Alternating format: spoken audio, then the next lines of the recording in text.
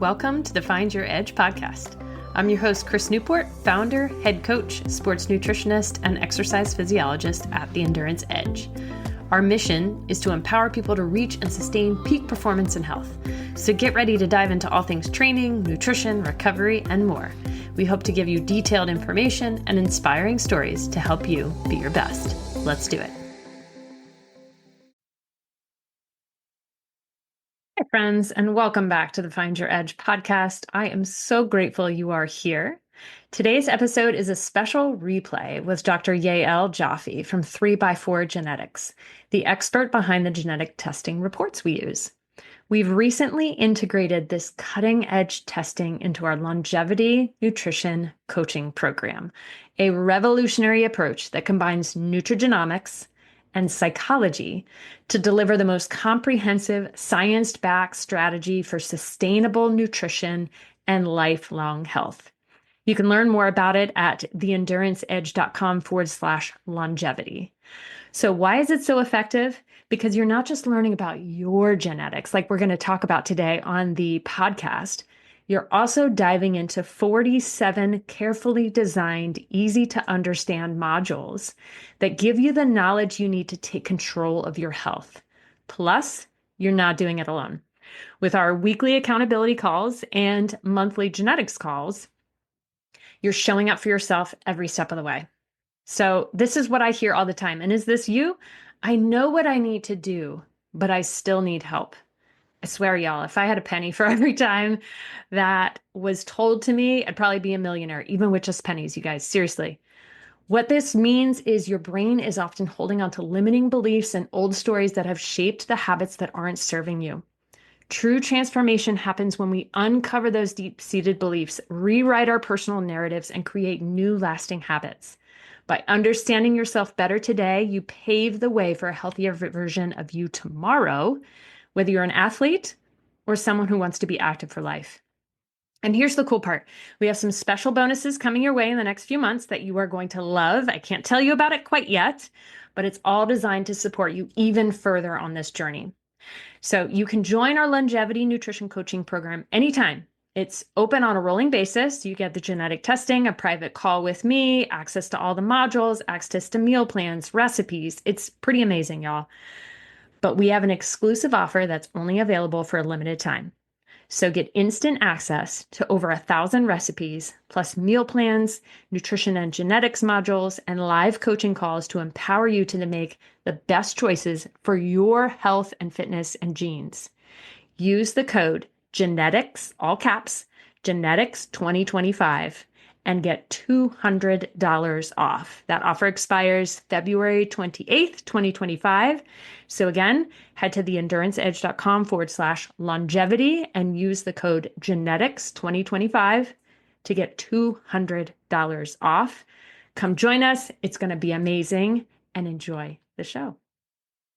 So tell us briefly who you are and what got you starting 3x4 Genetics.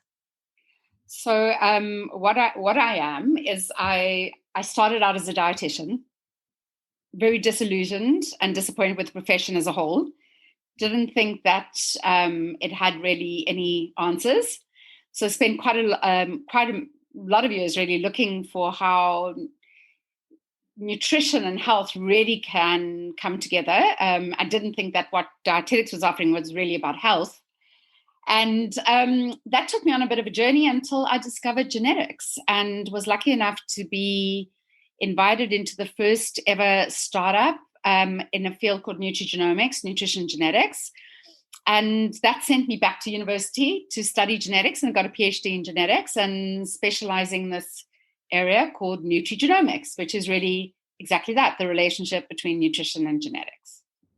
So I really, I guess perhaps in a little bit of a similar field being a dietitian and feeling like there's something else that we're missing.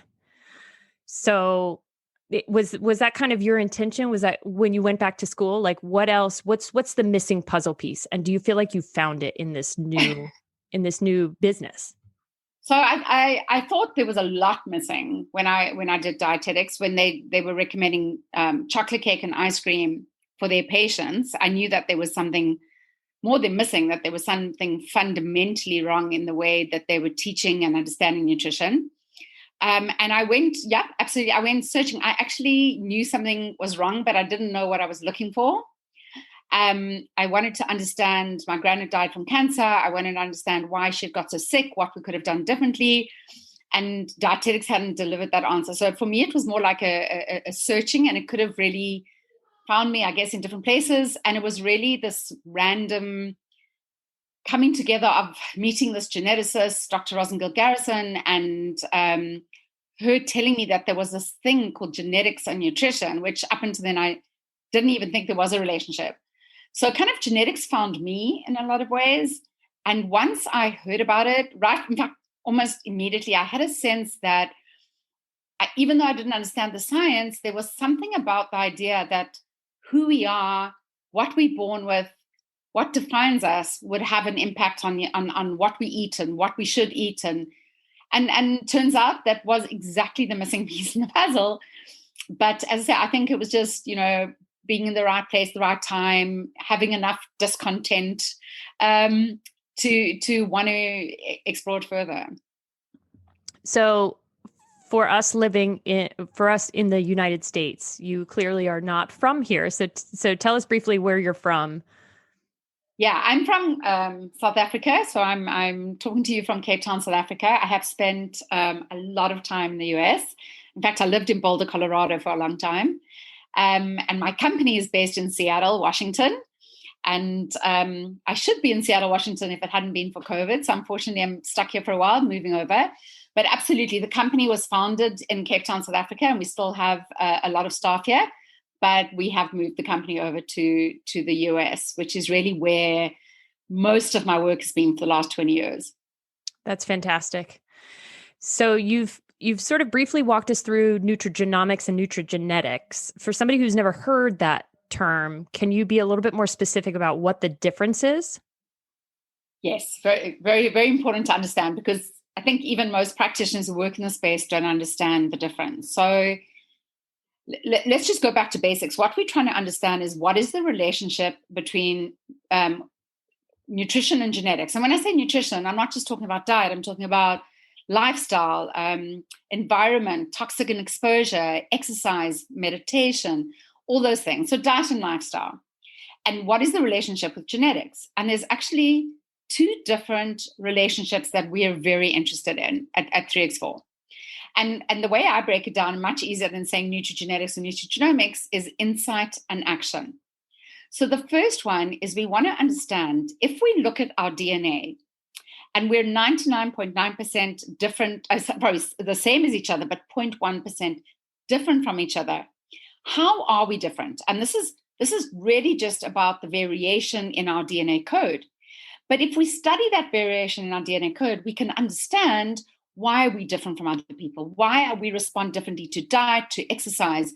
Why some of us are elite athletes and other of us battle to get out of bed? So by studying our genetic variability, our DNA code, we can identify how we respond to the world around us. And I call that insight or self-knowledge, which is really nutrigenetics. But there's two sides to the coin. And the other side of the coin, which is what you refer to as nutrigenomics, is about action. So if we know about ourselves, if we use genetics to gain self-knowledge, what do we do about it? And one of the most exciting discoveries for me has really only come to me in the past 5-6 years of my career, where I discovered that the real power of nutrition and lifestyle was actually in this area of gene expression. That we could understand how we could use nutrients, supplements, exercise, things like meditation, cold water immersion, to switch on and switch off genes. And by switching on and switch off genes, we could really impact the health of our body or the performance of our body. So the first thing is insight. We study our DNA, we do a cheek swab, and we analyze the DNA to say, who are you? How do we understand how you live in this world and respond to it? And then the second part is, what do we do to switch on and switch off genes that are going to drive you to greater health? So I hope that's a better, easier way of understanding it. Yes, for sure. So I have a feeling that people are kind of wondering, hang on, I can turn on and off my genes. Aren't my genes just my genes. So tell us how do we do that process? How do we switch things on and off? Okay, so you're 100% right. So we are, let's go back one step again so we don't confuse anyone. We are born with a DNA sequence, a code. It's our blueprint. Let's use the word blueprint. It's a great word.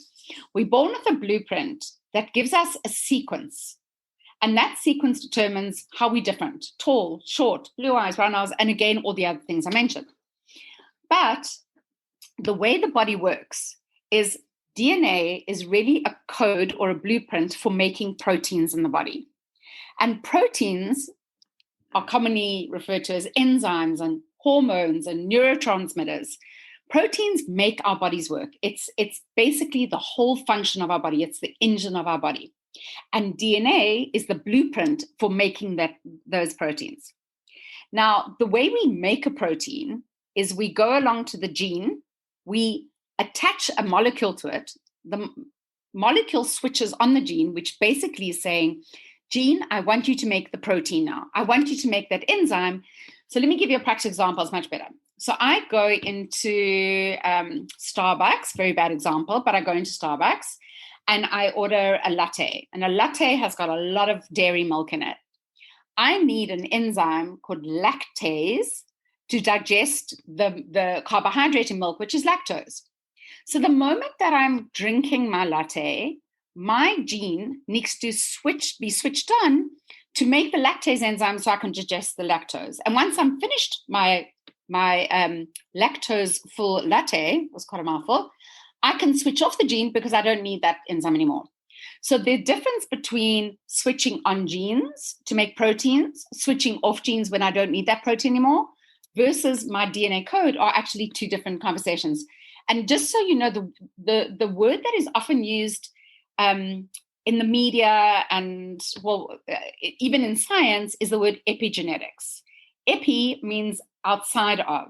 So everything I've described where we eat something or drink something or do something and it switches on or switches off genes is the world of epigenetics.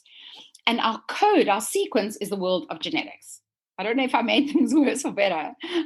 No, that was a great explanation. I loved your latte, use of the latte. So that kind of makes me think, so we can have an immediate impact on our genes using that example of the latte. Like, I am drinking this latte and it is making an immediate difference in the way my body works. So that to me says, how powerful is our diet and our environment in the way that we function in the world, not just for performance and health, but just on a daily basis. You absolutely nailed it. So it used to be thought that, we wanted to have a healthy diet and a healthy exercise plan. And if we did that over like the years of our life, we would be healthy. But what we've discovered is we talk about health is a daily choice. And in fact, health isn't even a daily choice. Health is determined by every decision we make of every minute of every day. So when I wake up in the morning and I make a decision, I make a choice to drink a cortado, a double espresso, versus drinking a matcha latte, how our body responds to those two different drinks is entirely different. So the double dose of caffeine will switch on a whole lot of genes, especially the caffeine metabolizing genes, but other genes as well, especially brain messenger genes. And if we have matcha, it's going to switch on different genes. Or if we have a green tea, would have been a much better example. It would have switched on different genes. So, and this is happening in real time. So I always say, like, every decision we make counts. And not that every decision has to be perfect, but to understand that at every time that we make a choice to exercise, to go to bed earlier, to meditate, to go for a cold swim, to go for a massage, to eat raw vegetables, we are immediately impacting how our genes behave in our body. Wow. That's amazing. I think that's why I got into this field in the first place, because we really have the choice and we can really see exactly what nutrition and lifestyle can do to our bodies, not only in the immediate term, but in the long term as well. Yeah. And Exactly. So I just want to make sure we put it together. The trick is, and this is where the power of nutrition. So, I said I started out in dietetics, really not happy with the degree. And what I was looking for is, this idea that food is medicine. I never saw it. I never saw it for a very long time. And it was only when I understood this idea of how our genetics we inherit tells us how we respond to food, diet, lifestyle. The decisions we make determines how our genes behave. And then I understood that we could eat a plant food like cauliflower, cabbage, and that cauliflower, cabbage, or broccoli was so powerful that the plant molecules inside that vegetable, providing they're raw, could switch on these extraordinary genes that are what we call defense genes, to be able to clear toxins from our body, to be able to take free radicals out of it. And then I realized that I had finally found the answer that I've been searching for, which is, where is it that nutrition is as powerful as we all believed it was, but we didn't understand how to get there? So I feel like you described that perfectly, in that we are always trying to get people to eat their brassicas or their crucifers, the broccolis, the cauliflowers. So you just gave us a little scientific explanation. Tell us a little bit more about that, because I know that you guys are really big on sulforaphanes and their effect on genes. We're very passionate about it. In fact, if you had to ask me just for one plant molecule that I love the most, it would be sulforaphane. So the brassicas, which are the crucifers, so broccoli, cauliflower, cabbage, kohlrabi, are an extraordinary group of vegetables, even though people look at cabbage and cauliflower and think, well, that's a bit boring. It's white. It doesn't fit into the color plate. Because they don't actually contain sulforaphane, but they contain a compound that when it's called glucoraphanin, and when we pick up that piece of cauliflower and we chew it, an enzyme is activated called myrosinase that breaks down the glucoraphanin, don't worry about the names, to produce this extraordinary compound in the cauliflower called sulforaphane. Now, why do I love sulforaphane so much? Because this little plant molecule is so powerful that it can not only switch on a gene we want switched on, it can switch on multiple genes. So when I said, genes are like switching on and switching off, there's another part of the story, because what we've got in our body is we're like master switches. So you walk into your house and you've got one switch at the front door, and when you switch it switches on all the lights, and the lights come on in the whole house. So we have things like that in our body as well. And one of the most powerful is something called NRF2. And NRF2 is a master switch. So if we can switch on NRF2, NRF2 will do our work for us and go on and switch on a whole bunch of genes. And what actually happens is the sulforaphane molecule from eating my cauliflower or my broccoli switches on NRF2 in the most potent and amazing way. And when NRF2 switch gets switched on, it switches on about 500 genes. And all these 500 genes are involved in health, in detoxification, in being anti-inflammatory, in decreasing oxidative stress, in improving methylation, improving glucose and insulin homeostasis. So this one switch in NRF2 will do something that we can't do. So I'm going to give you another example before I forget. So we take vitamin C as a supplement. And we take it because we've been taught that it's an antioxidant, that it'll decrease the oxidative stress in our body, that it'll kind of quench free radicals. But actually, one molecule of vitamin C will quench one free radical. So keep that in mind. You don't have to know the detail. But if I can take something like sulforaphane that can switch on NRF2, the master switch, which can switch on 500 genes, one of the genes that will switch on is an antioxidative gene. And that gene will quench millions of free radicals, millions. So a supplement will quench one, whereas a gene can switch on an enzyme that can quench millions. And this is the difference between dietetics and nutrigenomic nutrition. So dietetics, we just plug holes with nutrition. But in genetic nutrition, we switch on these master switches, we switch on the lights for the body to heal itself. That was amazing. So now I kind of have a feeling that everybody's going to go out and uh, eat a giant head of cauliflower raw. Does it matter how we eat these different kinds of brassicas? So unfortunately, the answer is yes. I wish I could tell you different, but it really matters. So what happens is when you heat cruciferous vegetables, you destroy that enzyme. Remember, I told you about that enzyme myrosinase. And if you don't have the enzyme being active, it can't create sulforaphane. So the moment I would say like anything over steaming it for 30 seconds, which literally is not very much steaming, you're actually destroying myrosinase. It's not to say that cooked cruciferous vegetables are not good for you. They're part of your plant diet. But if you want the super, super sulforaphane, which is a bit like a superhero, you need to eat it raw. So there's a couple of choices here. So, there's different ways we can build cruciferous into our diet, especially things like coleslaws and things like that. But there are some supplements in the marketplace where if you really cannot tolerate eating a lot of raw cruciferous vegetables, you can get what they call Brussels sprouts, broccoli sprouts. So broccoli sprouts that you can buy that are just the sprout that you can sprinkle on salads are even more potent than broccoli and cauliflower. First choice. And second choice is there are some excellent supplements in the market where they've dehydrated the broccoli sprouts and put it into a capsule, and you can take those. But you've got to be really, really careful about which one you're buying. Not all of them are effective. But so it's not completely lost if you can't tolerate eating a lot of raw vegetables.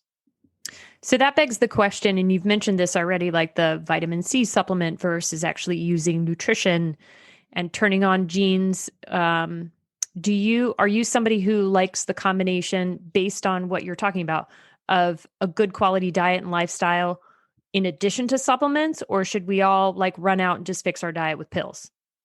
No, so fixing the pills won't work. No, so I'm definitely food first, always food first. So they did an amazing study where they showed that like this idea of activating genes for absolute health.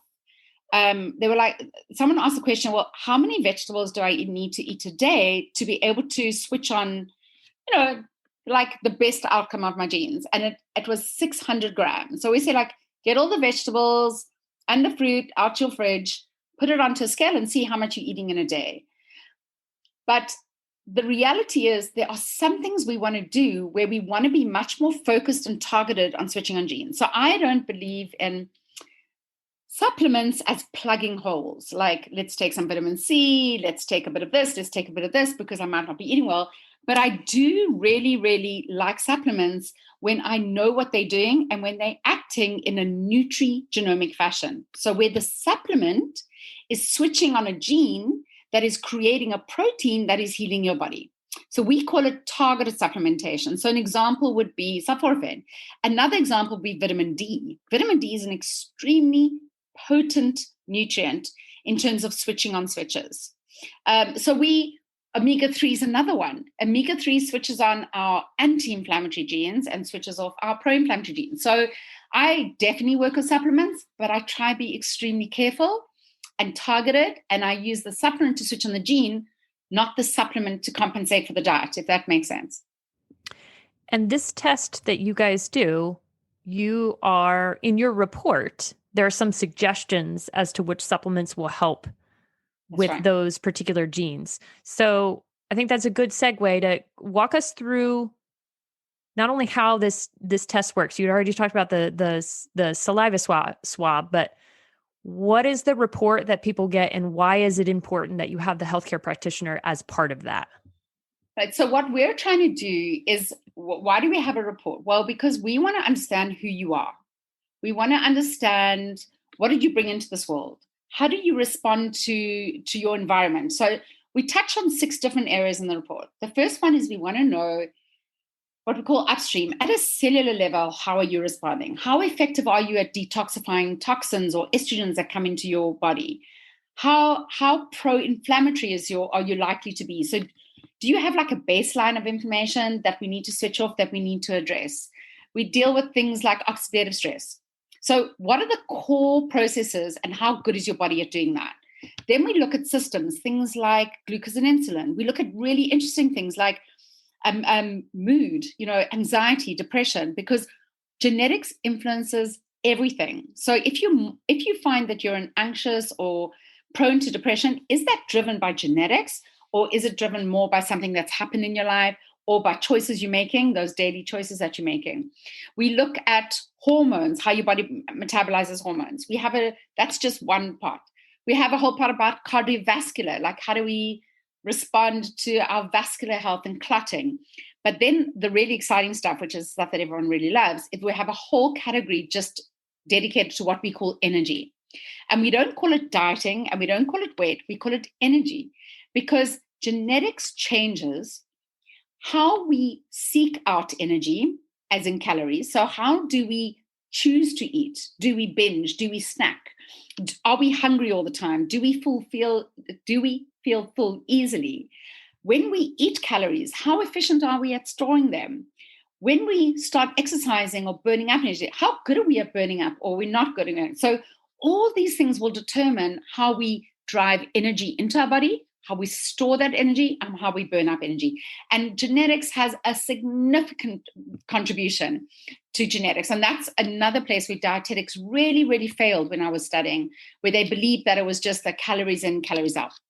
And then the next part is about exercise performance or sports performance. And you could be a recreational athlete, you could be a couch potato, or you could be an elite sports person. But what we want to understand is we know that genetics can contribute as much as 80% to a sports performance. So what we want to understand is, where does your potential sit? What are the genes that you were given that were going to make you really excel in one thing versus another? So for some of us, we'll say, well, I want to run a marathon. And there's nothing to stop anyone running a marathon. But for some people, doing that kind of endurance training and running an endurance event is going to be an easier journey than others. There's others who will go into the gym and do weights, and they'll have an amazing response, muscular response, and grow muscle mass. And someone else can do that for years and grow no muscle mass. This is just the tip of the iceberg in understanding how we respond differently to exercise, how we recover from training. Some of us need a couple of days off, some of us don't. Being prone to injuries. So using our genetics, we can understand. And I always say, if you've only got 3 hours to train in a week, which is most of us, don't have 5, 6, 7, 8 hours to train in a week, then what am I going to use those hours for to absolutely maximize how my body responds to exercise? And then the last part is the nutrients, as you said. How do we respond to gluten? How do we respond to caffeine, folate, the B vitamins, vitamin C, fatty acids? Because that information is absolutely precious to the practitioner in trying to personalize everything about your diet. Okay, I have so many questions from that last little section that just I'm like shaking. That was between the calories in, calories out, and how it just seems to me like we are discounting the fact that we are all so individual and so unique, that our way of training, our way of eating, our way of gaining weight, losing weight is all unique, and we can't compare ourselves to the person next to us, nor can we try the same diet that our neighbor is doing that's trendy and worked for them. Absolutely, you hit the nail on the head. And so if you think about the history of dieting, or the history of dietetics or nutrition, that we were taught that, you used a certain calorie diet and you did a certain amount of exercise and you would lose weight. And so when our patients came back to us and they hadn't lost weight, we were like, you lied to us, you cheated, you've got no self-control, you're greedy, you've got no willpower. And what we did was we set them up for a lifetime of failure, both emotionally, psychologically, and physically as well. Because the reality is there is such a difference between how we respond to food and the world of energy. And only by understanding it. So I have many people, I ran a clinic for a long time, where they would come and say, I've tried every single diet.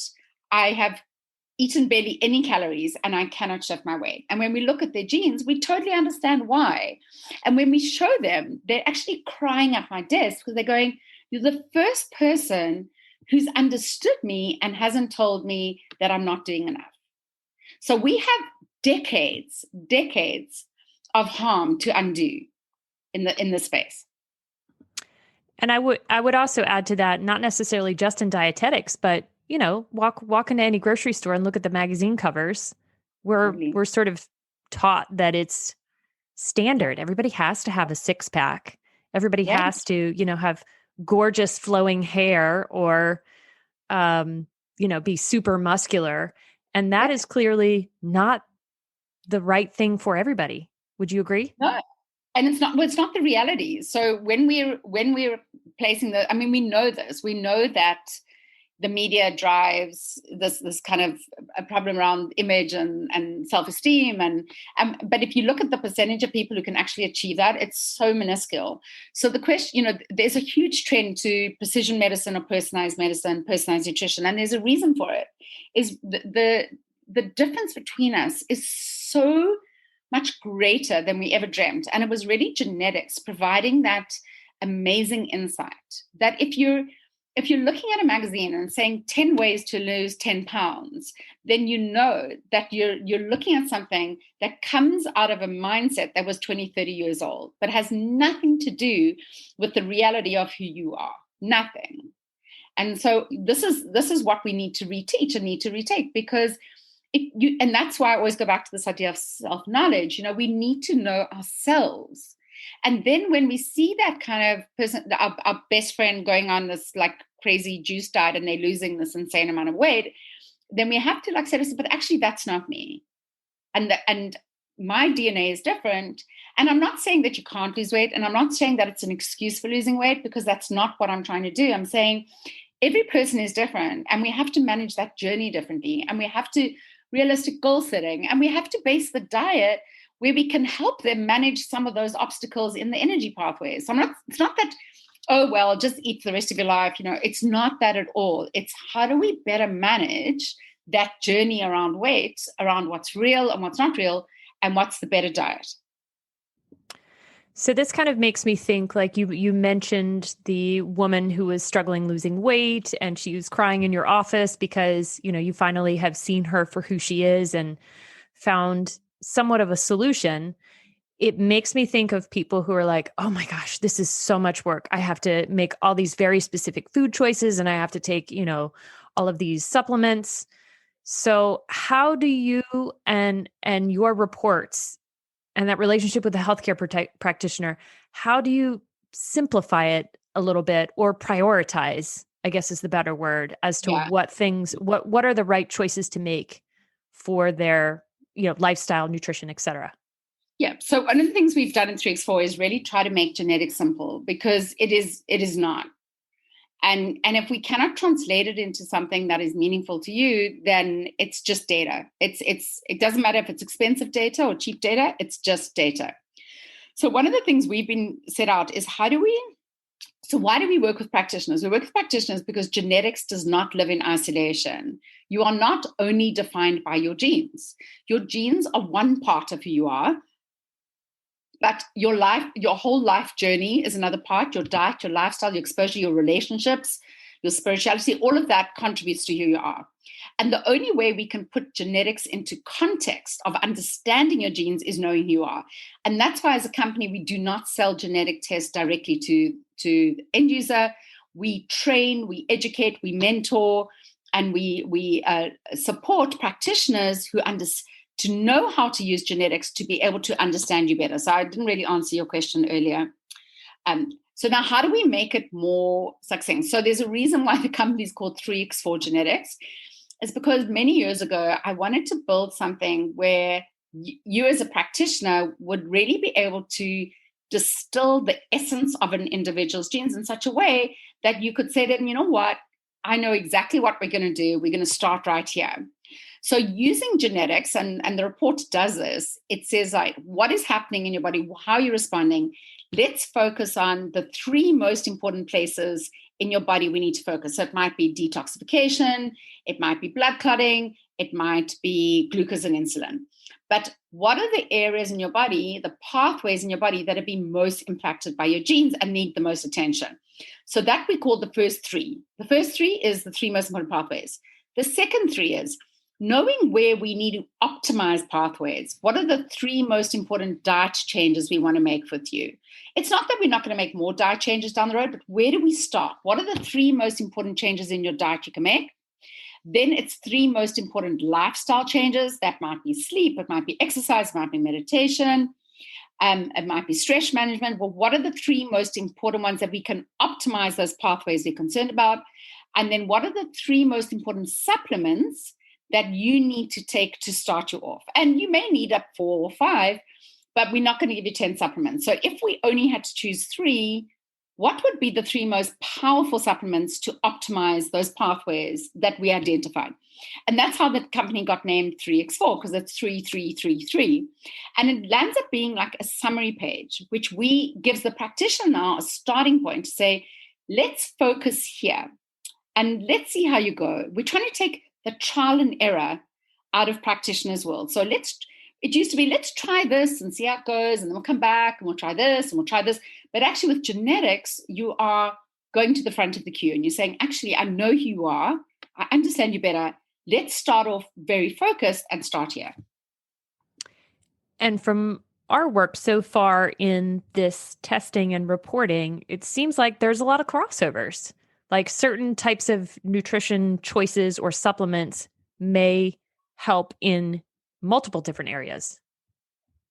Oh, absolutely. I mean, sulforaphane is the most perfect example. Sulforaphane will impact detoxification. It'll impact glucose insulin, it'll impact estrogen metabolism, hormone metabolism. It'll impact cognitive.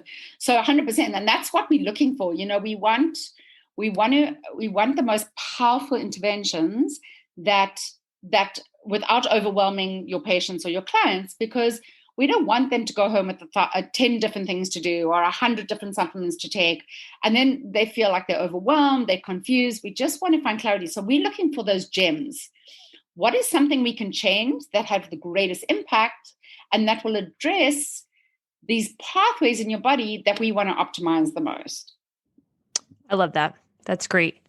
So you've touched on this a little bit, but we work with a lot of athletes, in particular, like triathletes, runners, but even some like swimmers, hockey players, that kind of thing. So how do you think that these results can impact somebody's performance in exercise? Or is it a matter of adjusting somebody's programming and their nutrition habits surrounding their exercise based on their blueprint? Well, it's both, so there's some companies who just will do like a sports genetic test, but they won't do all the other stuff around detox and inflammation, oxidative stress and glucose and brain, mood and everything. We actually do both. So we have a section that is just about sports. So where we've used it in some sports teams that's been fascinating is where coaches have said, there's a couple of ways that coaches are using it. So the first is in position play. So we have a sense of where your greatest potential is. So for some people, they're really good at short bursts of speed, like really powerful, really quickly, almost anaerobic, whereas others are just really good at going for a very long time, for hours at an end. So we want to get a sense of that, because actually, if you have players in a team, and you know that you've got an extremely powerful person, you want them in a position that's got a lot of sprints, a lot of things, but you might not have them playing on the field the entire time. You might need to take them off half time, replace them with someone else. So it gives you some insight about position. It also gives you insight about injury and functional training. So if you identified one of your athletes, and it could be a triathlete or a team player, a long distance runner, who has a susceptibility to injuries. And a lot of these injuries are like collagen injuries, so rotator cuff, Achilles, ACL. Then you can preempt those injuries with functional training before they get injured. And not only with functional training, but with a lot of great nutrition as well. The other one is around recovery, where we worked with a rugby team in New Zealand, where they were saying, one of the things is not everyone can train the same. So they had some players who could train 6 days a week, have 1 day off, and would bounce back on Monday morning. And other players who, if they didn't have more time off, they just could not come back at the same level. And they started using genetics to identify who are those that need more time off. So instead of everyone having a 6-day training week, there was actually variability in how many days they trained. And those that needed more recovery had active recovery days, but they built it into the program. So there is so much you can learn. And that's just the exercise component, never mind the energy, nutrition, inflammation, all these things, and mood, anxiety, addiction behavior. So there isn't a single thing that doesn't impact sports performance. So there's stuff that directly impacts it, and then there's stuff that indirectly impacts it. Wow, that was really cool. And the thing that I'm thinking of immediately is there is a sense in particular in the endurance world that you are a better athlete or you are more of an athlete the more you train. Oh, I yes. run 70 miles a week, 100 miles a week, 50 miles a week. I bike 10,000 miles in a year or whatever. So you're saying that we need to sort of remove some of that stigma and Yeah, that perhaps is level of so bad. shame that we're all different and that we all need different programming, different levels of recovery, and that's okay. Yeah, absolutely. And in fact, the research is showing that the more is not better. And in fact, what happens is, so exercise is so fascinating because exercise is pro-inflammatory. So exercise generates inflammation and oxidative stress. Now, if you think of a curve that looks like a little hill, the thing about exercise is we call it a weak pro-oxidant or a weak pro-inflammatory thing. And when we do some exercise, we stimulate our body to switch on those genes that are anti-inflammatory and antioxidative. And it's extremely helpful and for longevity, and it's fantastic. But what happens with training is when it goes up to that top of the hill and we overtrain and we train and we train, the inflammation and the oxidative stress is no longer a healthy level and overwhelms the body. So one thing we've seen with a lot of athletes, particularly athletes who, for example, train for Ironman, with about a year after Ironman, they all get extremely sick. We're talking about autoimmune, chronic fatigue, or things like that. And one of the reasons is if you train and train and train and train, you are loading your body up with inflammation and oxidative stress. And that over time is the same as working in a factory 24 hours a day in Beijing with pollution. You are overloading your body, and your body's not getting enough time to dampen that inflammation and squash the oxidative stress. So it's all about trying to find that balance between the right amount of training, the right amount of recovery, and making sure you've got the right nutrition to help you switch off that inflammation and switch off that oxidative stress. So more training is definitely not more quality training, and is definitely not better for health or for performance. That kind of makes me think this is probably why people get into performance enhancing drugs. Do those have an effect, I would assume, on switching genes on and off? They definitely switch genes on and off. So the ergogenic drugs or the ergogenic foods, so caffeine switches on. So there's a reason why caffeine is used for sport performance, because it basically breaks open fatty acids and generates energy. And it does things in the brain. It's well documented. So we know, and caffeine's, well, now legal, never used to be. But there are many other of these drugs where they're almost breaking the switch. So they short-circuiting what is normal and natural for your body and switching on genes that should not be switched on. So the body is brilliant at healing itself and moderating itself. But if you and it doesn't matter if it's performance-hardening drugs or just normal pharmaceuticals. Pharmaceuticals are like a sledgehammer where you go in and you throw all the switches in that space because you want to get an impact. And sometimes it's life-saving. Some pharmaceuticals are life-saving. But the problem is then you've overridden the signaling of the body, which actually knows what to do if you just provide it with the right amount of diet, nutrients, stress. I hope that makes sense. So what we talk about is modulation, is give your body the ability to get stronger, faster, fitter, healthier, but not to force it into an unnatural state. And this is the difference between modulation as opposed to activation, where drugs will activate a pathway that shouldn't actually be activated. So that also makes me think of NSAIDs, things like ibuprofen and the like that are non-steroidal anti-inflammatory drugs that oftentimes, especially in the endurance community, athletes are popping those like Popping them pills. like what do Like, M&Ms we say? right. Yeah. So Yeah. candy. I So, remember in my running career, when we were running ultra marathons, they were all carrying ibuprofen, but even worse, they were carrying ibuprofen and codeine.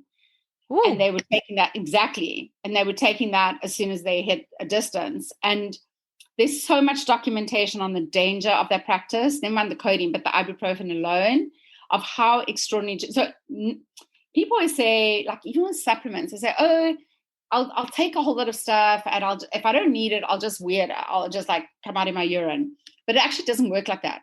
Everything you put into your body switches on and switches off genes. It has an impact, whether it's a vitamin C off the shelf, or whether it's a steroid, or whether it's ibuprofen. Ibuprofen, in fact, we have a training course called Manuka, which is quite an extensive course, and we have a whole like 20 slides on ibuprofen and what it does to the body, and why people think it's just this common drug that we all take, but actually how incredibly powerful it really is.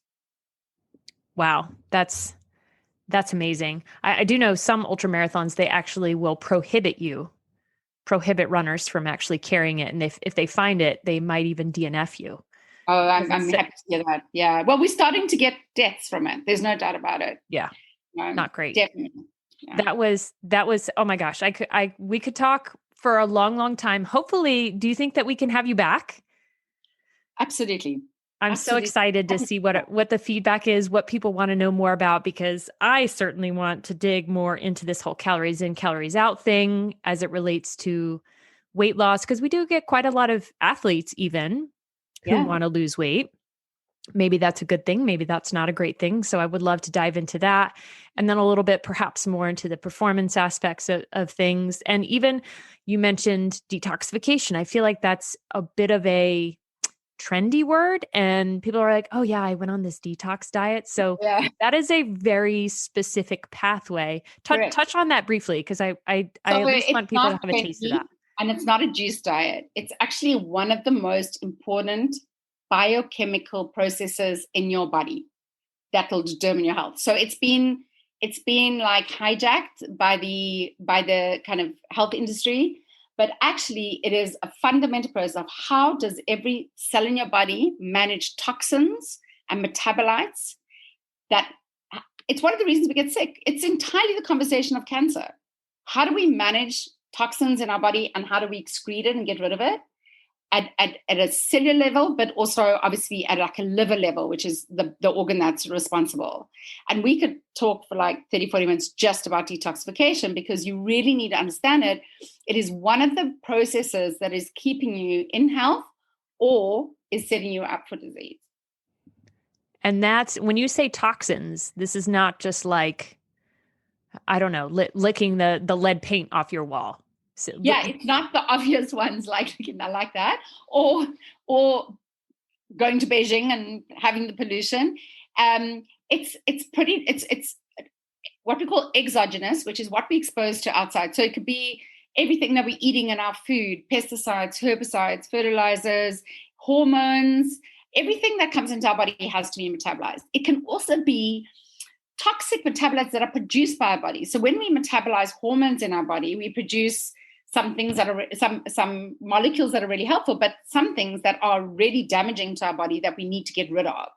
And so we rely on detoxification to clear those. And if we don't clear them, we increase our susceptibility for things like cancer. So toxins are not just the baddies that you know. Toxins are anything that the body is exposed to inside or outside that we need to metabolize and clear and get out of our body. that was a great explanation.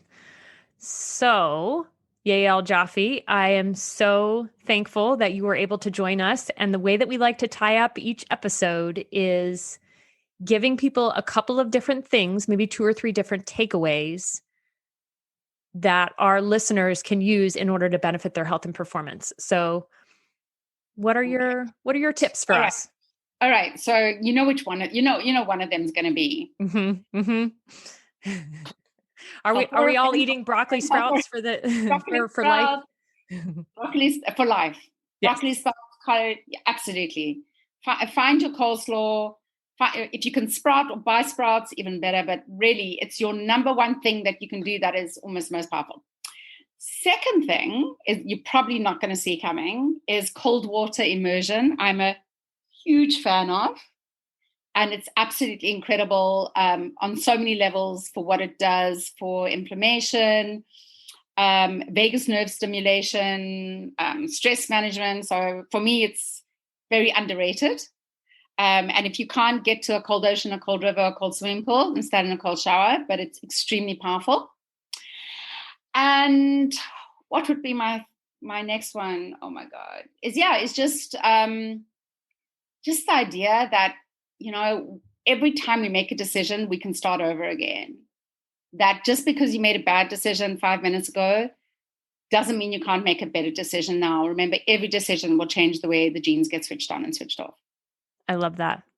So Yael Jaffe from 3x4 Genetics, thank you so much for speaking with us. And I can't wait to check in with you again. Thanks, Chris.